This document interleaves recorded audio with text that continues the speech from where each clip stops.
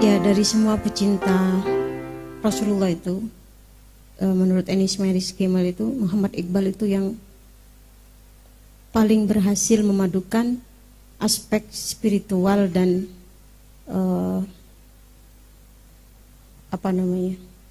aspek ukhrawi dan duniawi Nabi. Jadi Nabi itu ini yang mungkin sering dilupakan oleh sebagian oleh kaum sufi, juga oleh kaum agamawan. Jadi Nabi Muhammad itu bukan hanya sukses secara spiritual. Beliau dengan mi'rajnya itu berhasil. Tidak ada manusia yang berhasil meraih pencapaian dua busur panah di hadirat ilahi. Bahkan Jibril pun tidak mampu.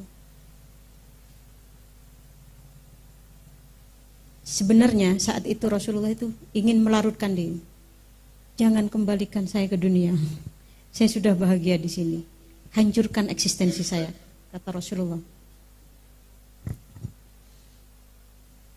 Kata jawaban Allah, pulang lagi. Dunia masih membutuhkan kamu. Pulang ke dunia, kembali lagi. Apa yang kamu suka di sini akan saya berikan ke kamu di sana. Kamu suka pertemuan ini kan? Maka kamu tetap hidup di sana dengan segala penderitaannya. Tapi kehadiran ini akan berserta kamu selama-lamanya. Jadi dengan jaminan. Jadi kalau para wali ya, kasyafnya itu saatan-saatan, sesaat-sesaat. Sewaktu-waktu mereka mencapai kesadaran ilahi. Sewaktu-waktu. Itu para wali. Tapi Rasulullah itu non-stop. Jasmaninya hadir di dunia. Perjuangannya luar biasa. Ketika perang Khandaq itu, tela atau loto bentana sampai tidak kelihatan. Karena beliau menggali juga, menggali parit siang malam. Sempat 3 hari 3 malam tidak makan. Tak kirim, karena yang di rumah juga nggak bisa ngirim. Sampai Jabir ya, yang memberi, ada sahabat Jabir yang memberi makan, mengirim ya, menyembelih satu-satunya domba yang dia miliki karena beliau melihat perutnya Nabi sudah diganjal batu sambil menggali parit. Jadi beliau hadir di sana bersama umatnya, berjuang, berdarah-darah sampai tanggal giginya ketika perang Uhud. Itu aspek duniawinya.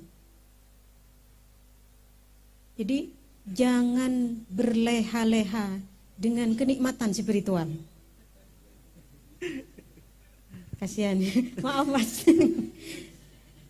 Boleh kalau main-main boleh.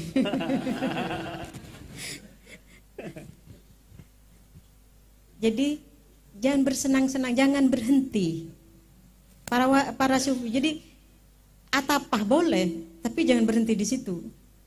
Pencapaian-pencapaian spiritual, pencapaian-pencapaian yang sifatnya non material itu adalah modal untuk memperbaiki dunia material.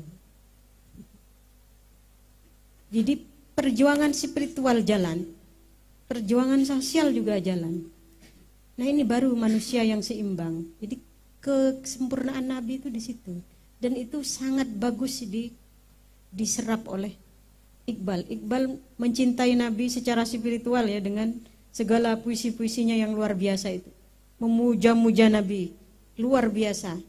Tapi juga Iqbal mengingatkan bahwa Nabi itu bukan hanya di situ. Dia bukan hanya berurusan dengan wahyu. Artinya kita ini ya jangan hanya baca sholawat, terus zikir, terus dan berenak-enak di situ, tidak.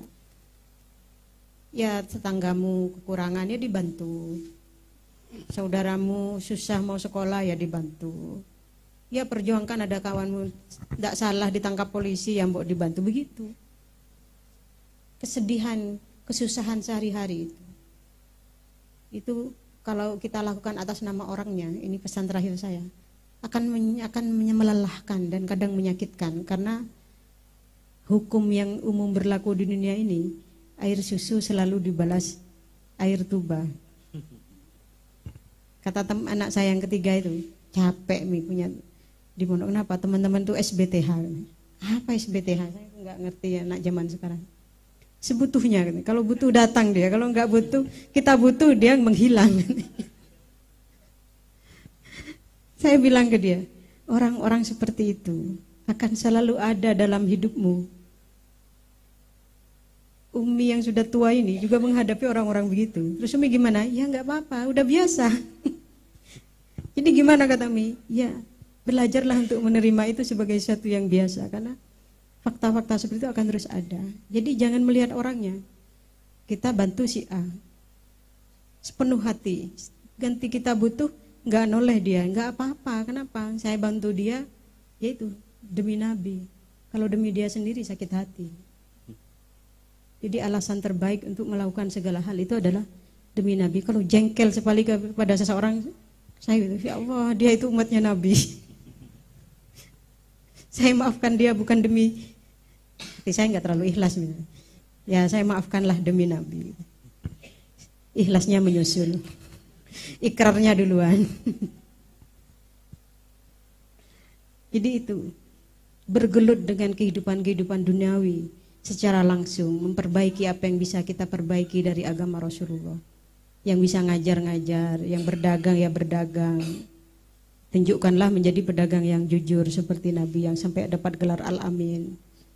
Mengajar juga demikian, ya gimanalah mengajar dengan cara Nabi, berdagang dengan cara Nabi. Jadi Nabi itu kemudian betul-betul menjadi bagian dari kehidupan kita sehari-hari. Nabi itu manusia, jadi ada rahasia kenapa kok Nabi itu ada ayat Al-Quran. Al-Quran itu mengabadikan protesnya orang Quraisy.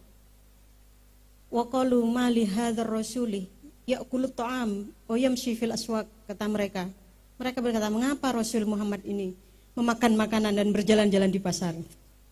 Laula unzila ilaihi malakun fayakuna ma'ahu nadhira. Mengapa malaikat tidak diturunkan kepadanya agar malaikat itu memberi peringatan bersama dia? Kenapa dia tidak didampingi malaikat? Enggak ambil jubir dari siapa lah, malaikat Jibril, malaikat siapa, suruh jadi jubirnya, jadi kita akan percaya katanya. Katanya si Quraisy. Jadi itu memang manusia biasa dan itu kelebihannya gitu. Kalau malaikat yang disuruh jadi utusan ya kita nggak bisa niru. Malaikat nggak lapar, nggak haus, nggak pingin ngapa-ngapain. Kalau Nabi ya untunglah gitu. Rasulullah itu seorang manusia sama seperti kita. Ketika berperang giginya tanggal sama. Kalau Anda kejedok pintu mungkin giginya tanggal ya sama. Nah, Nabi bertengkar dengan istrinya sama. Manusiawi. Sebulan ngempul. Sama saya juga, tapi sehari tidak tahan.